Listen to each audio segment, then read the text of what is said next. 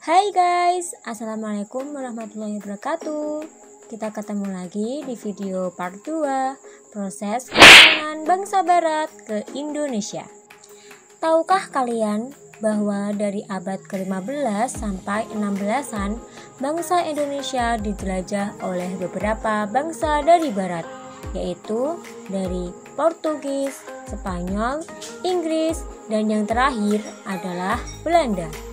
Sudah kita bahas pada awalnya tujuan kedatangan bangsa barat ke Indonesia hanya untuk membeli rempah-rempah dari para petani Indonesia. Namun dengan semakin meningkatnya kebutuhan industri di wilayah barat akan rempah-rempah, maka mereka mengklaim daerah-daerah yang mereka kunjungi sebagai daerah kekuasaannya. Tujuan awal bangsa barat tersebut berkembang dan berubah menjadi ingin menguasai sepenuhnya daerah yang menghasilkan rempah-rempah seperti daerah Maluku. Di tempat-tempat yang menghasilkan rempah-rempah melimpah, bangsa barat melakukan sistem monopoli dalam perdagangannya. Bukan hanya itu, bangsa barat juga membangun beberapa barisan militer dan memunculkan kolonialisme dan imperialisme, dan juga adanya keikutcampuran dalam urusan politik dan pemerintahan di negara Indonesia. Proses kedatangan bangsa barat ke Indonesia awal mulanya dimulai dari bangsa Portugis. Perjalanan yang diawali dari kota Lisabon, Portugis pada tahun 1486 yang dipimpin oleh seorang pelaut yang bernama Bartolomeus Dias yang melakukan pelayaran pertama menyusuri pantai barat Afrika. Awalnya ia ingin berlayar ke India, namun gagal dan melanjutkan perjalanan lagi menyusuri samudra. Dan pada tahun 1511, bangsa Portugis sampailah ke Malaka yang dipimpin oleh Alfonso de Albuquerque dan berhasil menguasai Malaka dan Myanmar. Sedangkan pada tahun 1512, bangsa Portugis sampailah ke pusat rempah terbesar di daerah Indonesia, yaitu daerah Maluku, yang dipimpin oleh Antonio de Arbu dan Francisco Serrao. Setelah bangsa Portugis, disusul oleh kedatangan bangsa Spanyol ke Indonesia.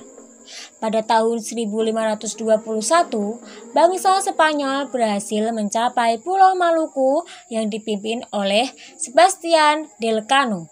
Setelah itu, Spanyol berlabuh di Tidore.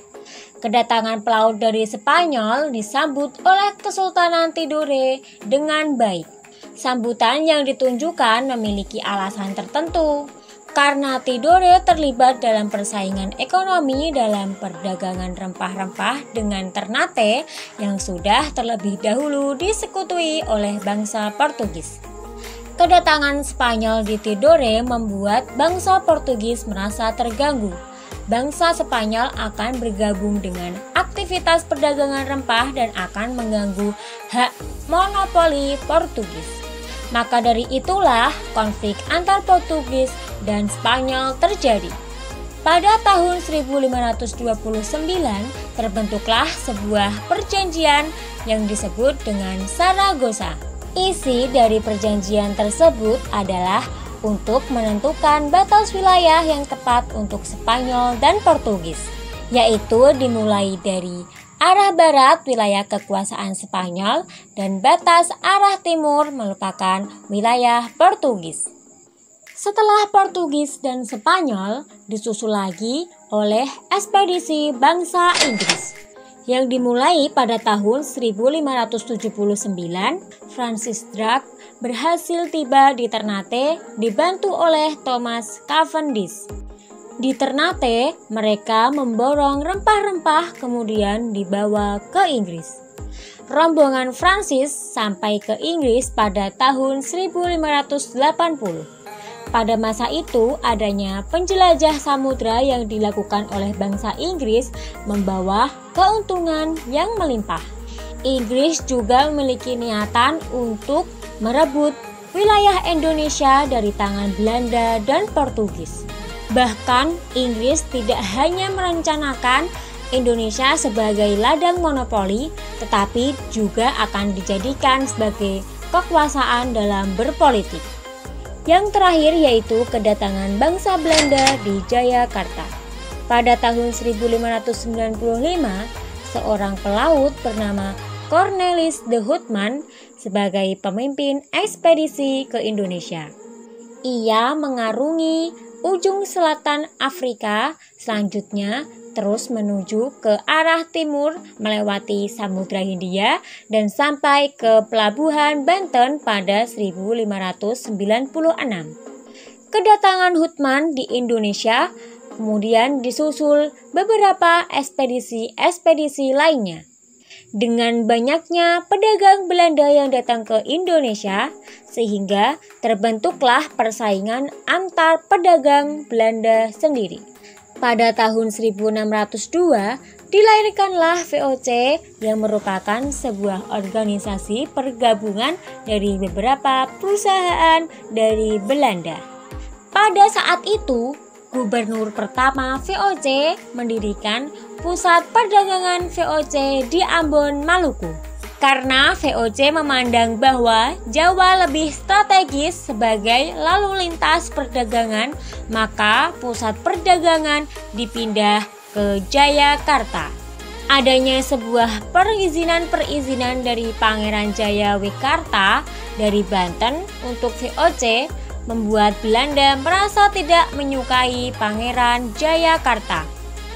Dan pada tanggal 31 Mei 1619, Pangeran Jayawikarta dipecat dan sekaligus meminta izin pencabutan kantor dagang Inggris EIC. Momen tersebut kemudian menjadi mata rantai kekuasaan VOC dan Belanda pada masa berikutnya.